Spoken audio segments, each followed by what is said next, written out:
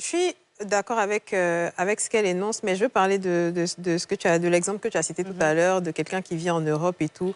Faut savoir que des fois, on est dans des situations où on n'a pas le choix. C'est ça. Et quand on n'a pas le choix, on fait ce qu'il faut faire. Donc, quelqu'un qui vit en Europe, il n'a pas le choix que de participer, que d'aider. Mais quand il arrive, il retourne dans son confort habituel. Il retourne dans sa communauté où l'homme est assis. La télécommande est là et puis il va demander à la femme qui est dehors de prendre la télécommande pour lui donner. On revient à ça. Déjà, c'est normal à la base. Mais ça, c'est féministe. C'est pas du féminisme, ça, c'est de l'impolitesse.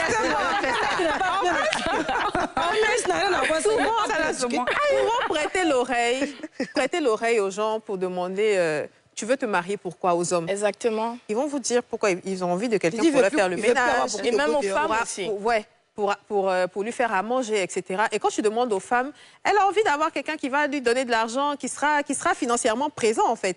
Donc, les valeurs même du mariage ne sont pas là. Et quand les valeurs du mariage ne sont pas là, comment tu veux qu'un homme soit responsable? Comment tu veux qu'un homme joue son rôle et tout ça? Ah non, ma fille, il ne va pas jouer son rôle, mais il va exiger de toi que tu sois soumise. Alors que... Oui. Pour se soumettre à quelqu'un, on se soumet à l'autorité. Mais ce n'est pas l'autorité brutale, on se soumet à l'autorité naturelle. Tu viens, tu es responsable, tu fais ce que tu as à faire dans ton mariage. Ta femme n'a pas de choix que de te respecter. Elle ne peut même pas faire autrement. Mais ce que tu dis là, les hommes utilisent ça un peu contre les féministes en disant oui, vous avez demandé à avoir maintenant les droits, non. Vous êtes aussi instruites que nous, non.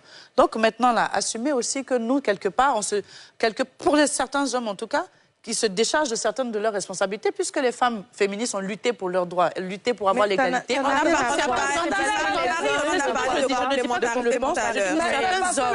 Certains hommes estiment et ils se déchargent.